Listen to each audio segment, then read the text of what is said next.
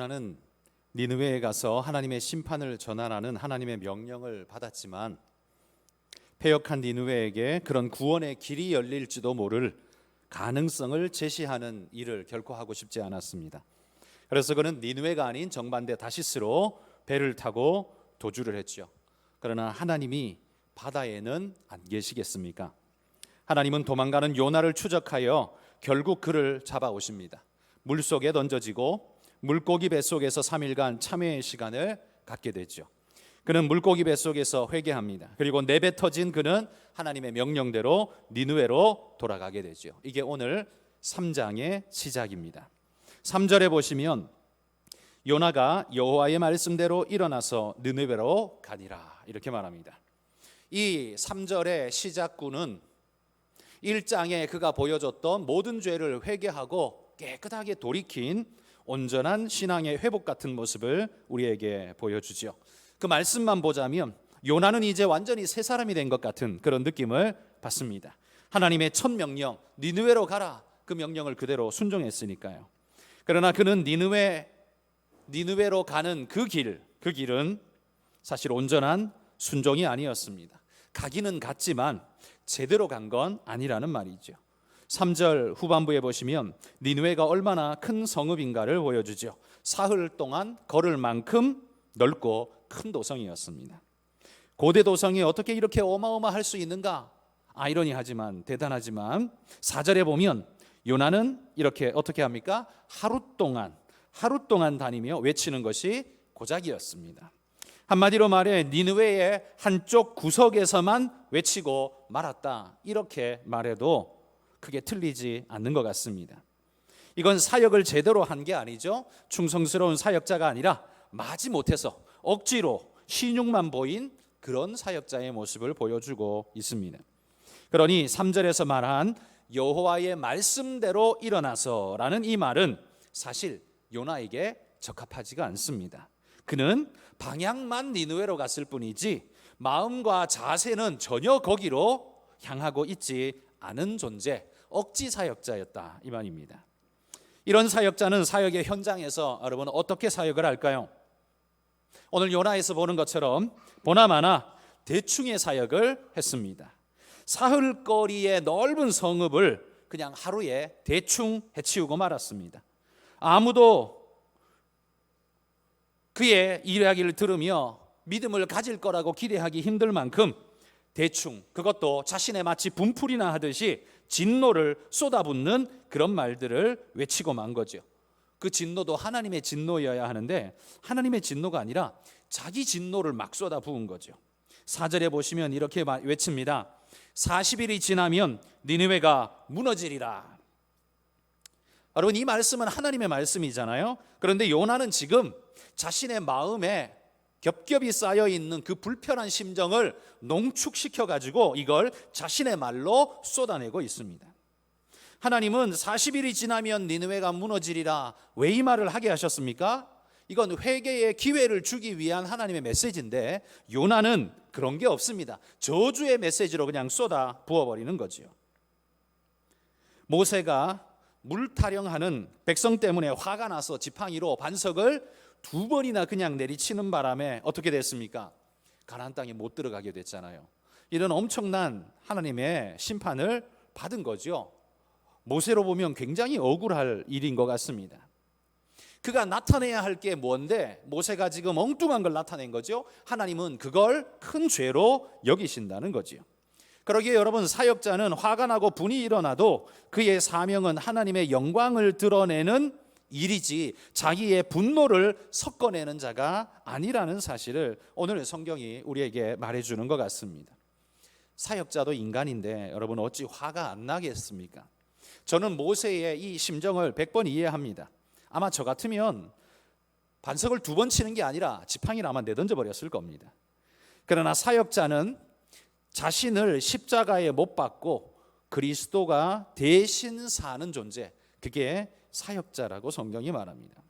이게 너무도 어렵지만 이렇게 하려고 무던히도 노력하면서 살아가야 한다라고 성경이 말하고, 저도 이에 대해서 동의는 하지만 이렇게 잘 살아내지를 잘 못합니다. 아니 오히려 내가 이렇게 몇 번 살았지라고 말할 만큼 거의 살아내지를 잘 못한다는 거죠. 요나의 분노는 이해가 됩니다. 그가 민족적으로 가지고 있는 그 고통과 아픔, 우리나라 사람들이 일본에 대해서 갖는 것보다 이스라엘 사람이 니느웨에 대해서 갖는 심정이 아마 훨씬 더 심각했을 겁니다. 그러니 우리도 충분히 그들의 마음을, 이 요나의 마음을 이해할 수 있을 것 같습니다. 여러분, 우리는 그러나 우리의 분노를 쏟아내려고 여기 불러 세우신 그런 존재들이 아니라는 사실입니다. 분노가 나는 것은 정상이지만 그 분노를 감추고 하나님의 메시지를 전하는 것이 우리의 사명이라는 말이죠. 그렇다면 얼마나 잘 전할 것인가를 고민할 뿐만 아니라 얼마나 잘 나를 숨기고 죽일 것인가, 이것도 우리가 고민하고 힘써야 하는 중요한 주제라는 거죠.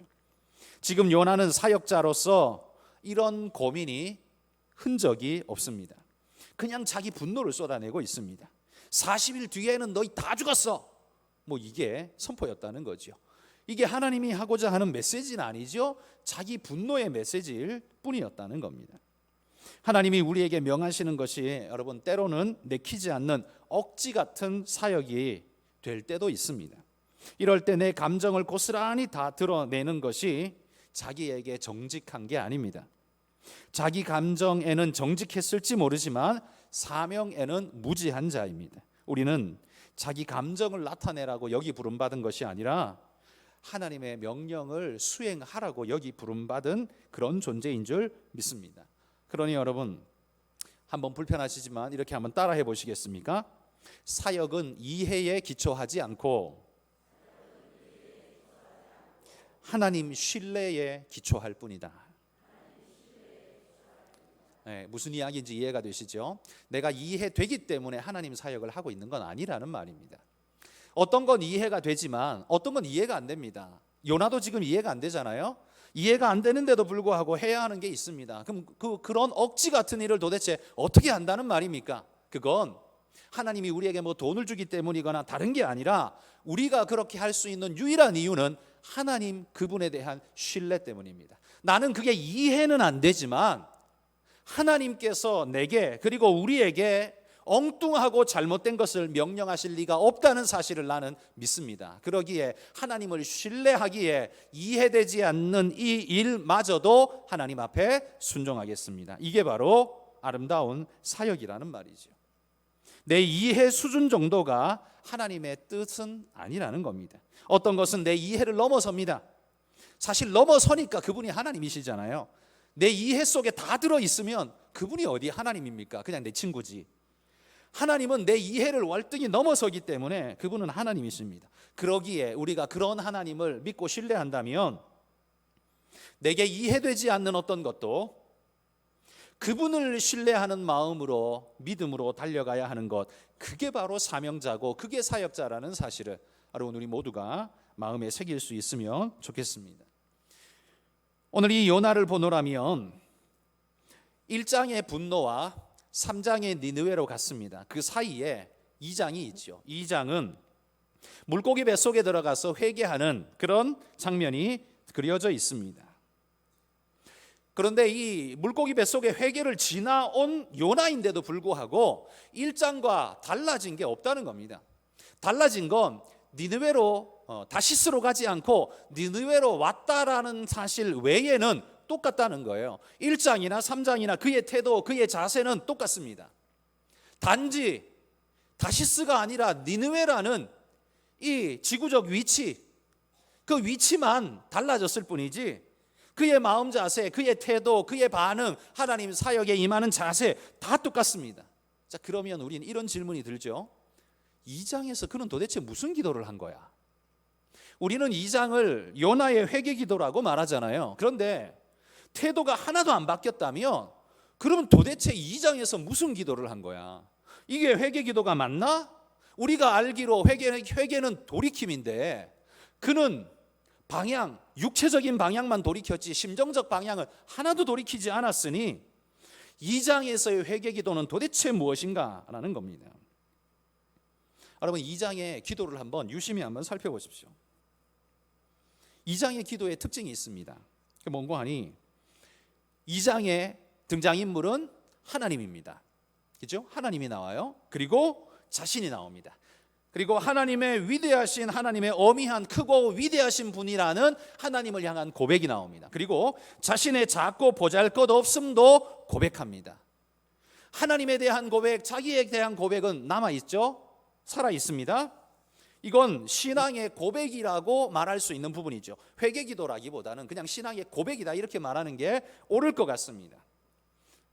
이 정도 기도면 우리가 볼 때 참 괜찮은 기도했다 이런 생각이 들지요. 그런데 정작 그가 물고기 뱃속에서 해야 하는 기도는 단순히 평안한 시간에 하나님 앞에 하는 그냥 기도가 아니에요. 회개기도를 했어야 합니다. 그래야 돌이키고 바뀌죠. 그런데 그는 회개기도라고 우리는 생각했는데 3장에 그가 보여주는 태도를 보니까 하나도 달라진 게 없습니다. 이 말은 그는 회개기도를 한 게 아니라는 말이죠. 그는 오히려 물고기 뱃속에서 한 게 뭐냐? 하나님을 높이고 자기 자신을 이야기한 것밖에 없습니다. 하나님, 나를 좀 봐주세요. 내가 좀 모자라잖아요. 하나님, 나를 긍휼히 여겨주세요. 하나님은 위대하시잖아요. 고백만 쫙 늘어났습니다. 근데 정작 하나님이 물고기 뱃속에서 그에게 요구하시는 기도는 뭐였을까요? 저는 이 물고기 뱃속에서 해야 할 요나의 정말 중요한 단어가 나오지 않는다는 거예요. 무슨 단어일까요? 니느웨입니다. 니느웨. 하나님의 명령은 니느웨로 가라는 명령이었잖아요. 그걸 지키지 않았고 그걸 순종하지 않았잖아요. 그러면 자신이 회개해야 하는 것, 니느웨로 가지 않은 것과 그 백성들을 사랑하지 못한 것, 하나님의 말씀을 순종하지 못한 걸 기도해야 되는데 그게 아니에요. 뱃속에 들어가서 폼나게 기도했습니다. 하나님은 위대하시고 하나님은 전능하시고 하나님은 대단하시고 나는 부족하고 모자라고 작습니다. 그래서 어쩌라고요? 물고기 뱃속에서 필요한 기도는 그런 기도가 아니죠. 이 요나의 물고기 뱃속에서의 요나의 기도는요, 한마디로 바리새인의 기도 아닙니까? 바리새인도요, 하나님 앞에 하나님의 어미하심을 엄청나게 찬양합니다. 자신의 작고 보잘것없음을 하나님 앞에서는 철저히 고백합니다. 그러나 바리새인의 기도 속에 늘 뭐가 있어요? 남에 대한 정죄가 있고 하나님과 나 사이에 끼어들면 안 되는 바리케이트가 있습니다. 하나님과 나 사이에 오직 둘만의 기도만 존재하는 게 그게 바리새인의 기도란 말이죠. 그런데 요나는 지금 물고기 뱃속에서 하는 기도가 딱 그 기도입니다. 정작 해야 하는 니느웨에 대한 기도가 없다는 거죠. 그러니 그는 회개 기도를 한 게 아닙니다. 그냥 신앙 고백을 한 거예요. 자기 나름대로 믿고 있는 신앙 고백. 우리는 2장이 요나의 회개 기도라고 말하지만 회개 내용이 없잖아요. 보십시오. 회개 내용이 없어요. 정작 있어야 할 자기 허물과 죄에 대한 고백, 그것도 없습니다. 뭘 잘못했는지에 대한 고백도 하지 않습니다. 니느웨 사람들에게 가라고 하셨는데 내가 분에 못 이겨 그 명령을 어겼고 하나님 말씀을 순종하지 않았습니다. 적어도 이런 고백 하나 정도는 나와줘야, 그래야 그가 그거 회개 기도라고 말할 수 있지 않을까요? 그런데 2장을 다 뒤져보십시오. 그런 구절 하나도 나오지 않습니다. 오직 하나님과 자신과의 관계만 이야기하고 있습니다. 결국 그는 물고기 뱃속에서까지 배타적입니다. 하나님의 말씀하고 상관없습니다. 하나님이 시키신 일과 상관없습니다. 자기가 하고 싶은 일만 끝까지 물고기 뱃속에서도 고집하고 있는 그런 요나를 우리는 보게 된다는 거죠. 그런데 여러분, 놀라운 사실 8절에 보십시오. 2장 8절에 보시면 그의 기도의 내용 중에 이런 게 있습니다. 거짓되고 헛된 것을 숭상하는 모든 자는 자기에게 베푸신 은혜를 버렸사오나. 이게 누굽니까? 이게 누굴까요? 특정할 수 없는 이방인, 나는 아닌데 하나님을 대적하는 어떤 사람들, 이런 거죠. 그의 기도가 회개 기도라면 그 손가락이 자기를 향해야 되는데 밖을 여전히 향하고 있다는 거죠. 거짓되고 헛단한 것을 숭상하는 저 모든 자들, 그러면서 여전히 정죄하고 있다는 거지요. 그리고 9절은 또 뭡니까? 나는 감사하는 목소리로 주께 제사를 드리며 나의 서원을 주께 갚겠나이다. 이거 바리새인의 기도하고 엄청 닮지 않았습니까? 요나의 기도, 물고기 뱃속에서조차 하고 있는 요나의 기도는요, 하나님 이야기하고 자기 이야기만 해요. 그러니까 하나님과 나 사이의 관계는 땡큐라는 거예요. 좋다는 거예요. 근데 누구도 거기에 끼어들면 안 돼요. 끼워줄 마음이 하나도 없어요. 니느웨 너희는 절대로 끼어들면 안 돼 이거죠. 그러면서 오히려 그들에게 손가락질합니다. 거짓되고 허탄한 것을 숭상하는 이 모든 자들, 너희들은 하나님의 저주받을 자들이야. 그의 기도는 내용은 그런 거였다라는 거죠. 여러분, 이게 회개 기도입니까? 이게 그가 물고기 뱃속에서 해야 될 기도일까요? 하나님이 물고기 뱃속에 왜 집어넣었는지 전혀 감을 못 잡고 있는 여전히 바리새인적인 요나의 모습을 우리에게 보여주지 않습니까? 요나는 회개 기도를 한 게 아닙니다. 여전히 자기 의에 사로잡힌 그냥 자기 기도, 바리새인의 기도를 지금 하고 있는 것일 뿐이라는 거죠. 자, 그런데 놀라운 건 이런 대충의 선지자의 대충의 메시지를 듣고서 어마어마한 기적의 역사가 일어난다라는 겁니다. 니느웨 사람들이요, 대대적인 대회개의 역사가 일어납니다. 5절에 보면 모든 백성이 금식하고 굵은 베옷을 입고 회개하기 시작합니다. 이건 위에서부터의 명령이 아니라 밑에서부터의 자발적인 회개로 시작됩니다. 그리고 이 소식이 왕에게 들려집니다. 6절에 보면 그 일이 니느웨 왕에게 들림에 왕이 보좌에서 일어나 왕복을 벗고 굵은 베옷을 입고 제 위에 앉으니라. 이제는요, 왕마저도 두려움 속에서 철저하게 회개하기 시작합니다. 어마어마한 일이죠.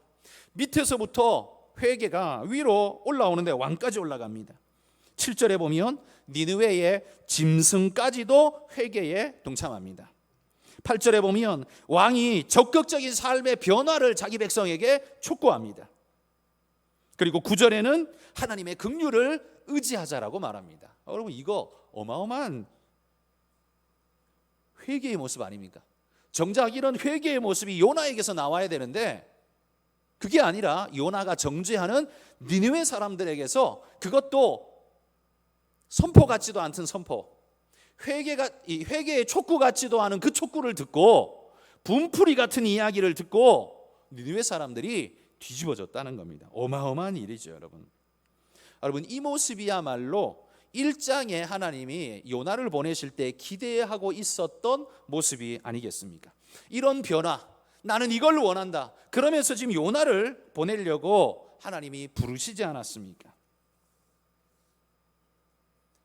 요나는 이렇게 가서 전하기만 하면 되었습니다.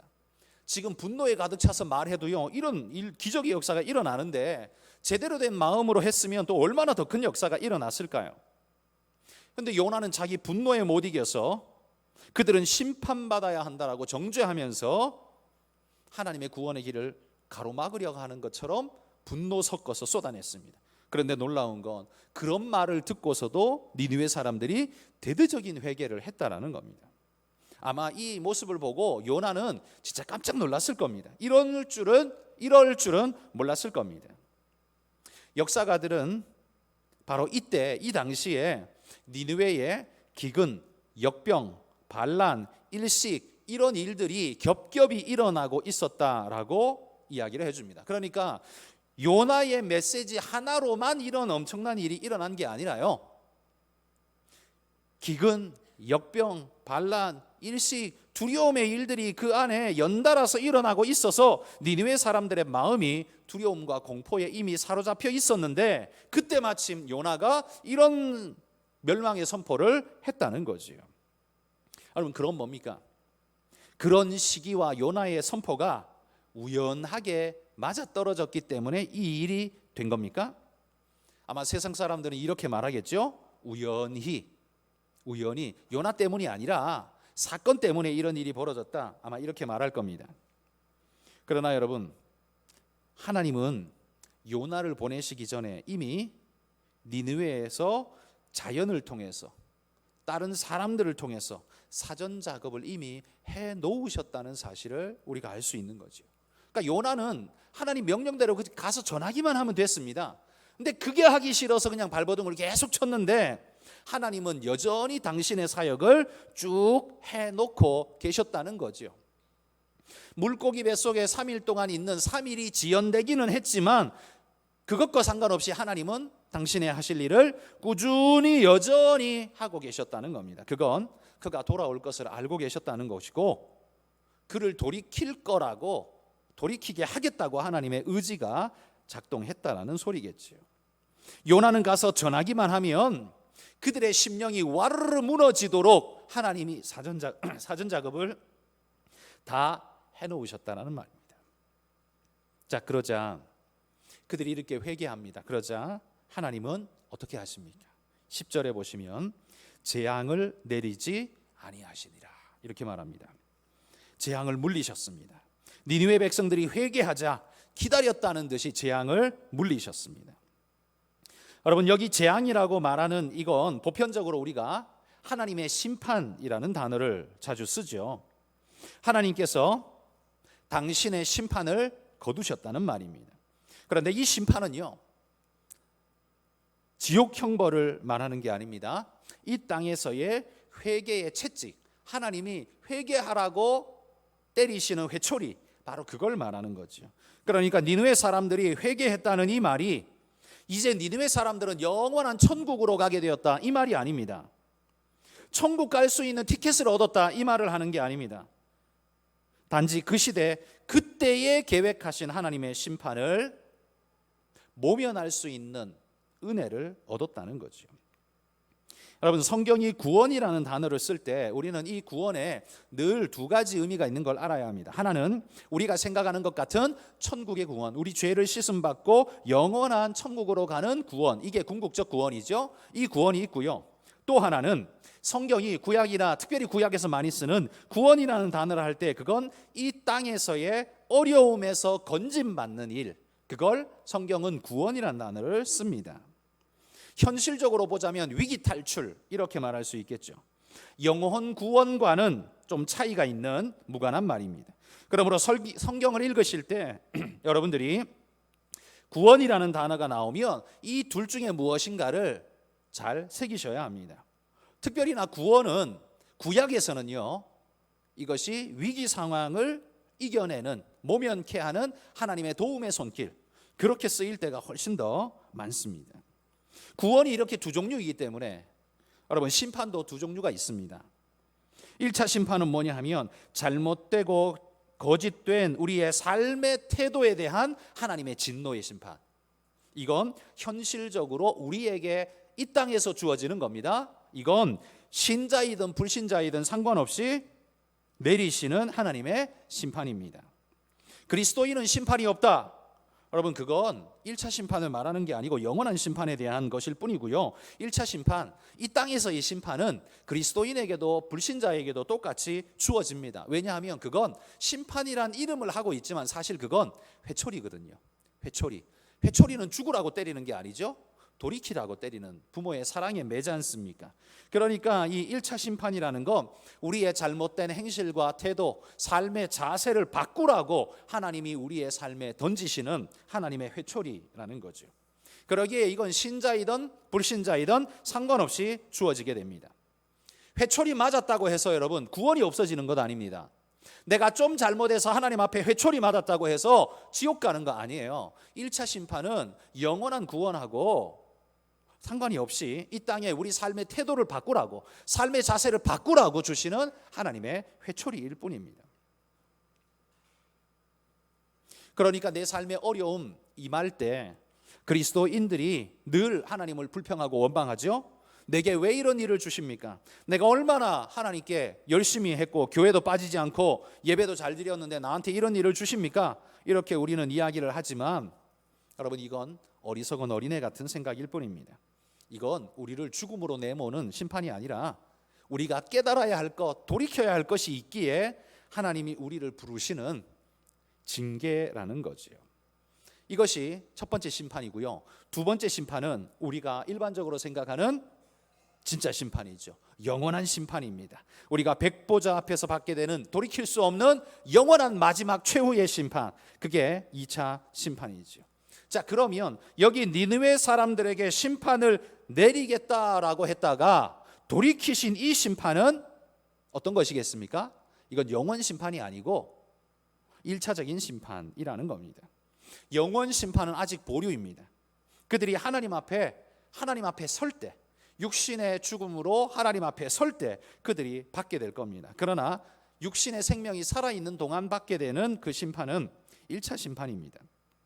그러면 이런 1차 심판을 왜 니느웨에 하나님이 내리고 계실까요? 1차 심판의 효과는 뭡니까?